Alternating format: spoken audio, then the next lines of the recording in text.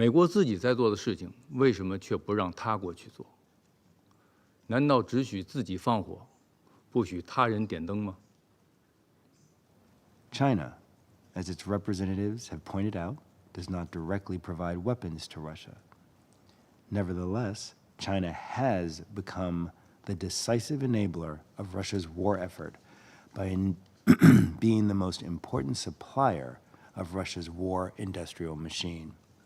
Specifically, China has provided Russia with significant quantities of machine tools, microelectronics, optics, UAV, and cruise missile technology, and nitrocellulose, which Russia uses to make propellant for weapons. If China were serious about helping to end the war, it would stop providing these critical components to Russia. 刚才美国代表再次散布不实之词，对中方进行污蔑抹黑，这完全不可接受。在此前的会议上，我已经多次做出过回应。既然美方老调重弹，那我也有必要再讲一次，以正视听。第一，中国不是乌克兰危机的制造者，也不是当事方。中国从未向冲突任何一方提供致命性武器。我们始终严格管控军民两用物项，包括无人机的出口。第二，安理会并未对冲突当事方实施制裁。中国同俄罗斯、乌克兰保持正常的贸易往来，没有违反国际法，没有违背国际义务。中方正当的合法权益不容侵犯。事实上，直到今天，美国也仍保持着同俄罗斯的贸易往来。美国自己在做的事情，为什么却不让他国去做？难道只许自己放火，不许他人点灯吗？第三，当前乌克兰危机正处于关键时期，面临着政治解决的前景和希望。美国不能一方面希望中国为早日结束战争发挥作用，另一方面却不停地对中国污蔑施压。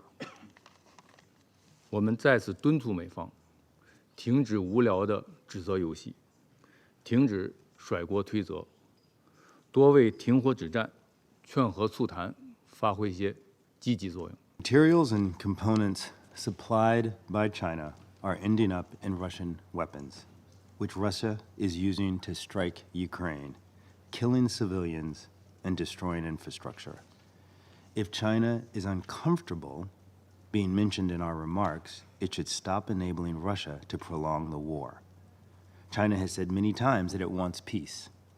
I urge China to bring its actions into line with its words. China's direct actions supplying Russia with the materials it needs to carry on the war make peace difficult to achieve. Thank you. China was requested to make a further statement. 谢谢主席。我想刚才我在我的回应里说得很清楚了，安理会并没有对冲突当事方实施制裁。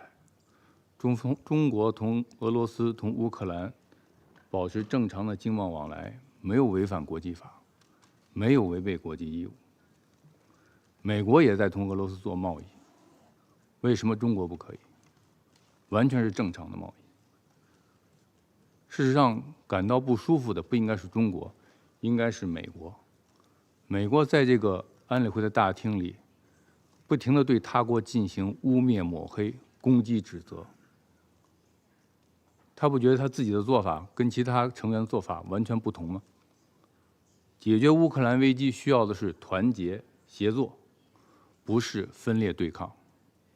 我再次敦促美国代表，停止攻击指责，停止甩锅推责，多开展外交努力，多为停火止战、劝和促谈做出切实的努力。